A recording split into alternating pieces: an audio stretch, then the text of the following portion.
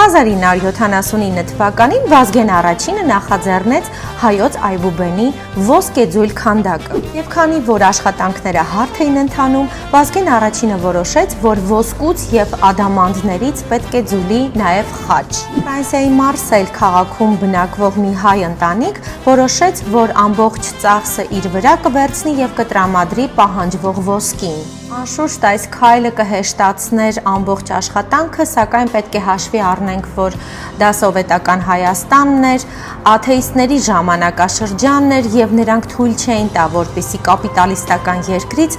որևէ մի օգնություն հասներ խորհրդային Հայաստան։ Եվ գիտեք ինչ արեցին հայերը, դիմեցին հերթական հնարամտությանը։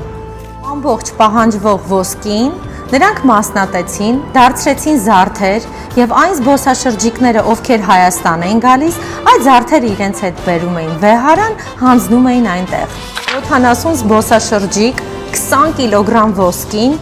զարդերի տեսքով հասցրեցին Վեհարան։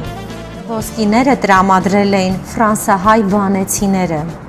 Ով էր ասում վանեցիները ժլատ են։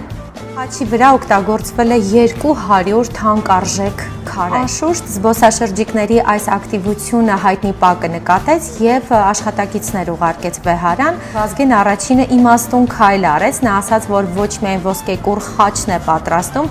այլև պատրաստելու է սովետական Հայաստանի զինանշանը, ինչը սովետական իշխանությունների սրտովն էր։ Դա Անիաս Էջն է, այստեղ ես պատմում եմ ամեն բան հայրի ու հայկականի մասին։ Միացիր։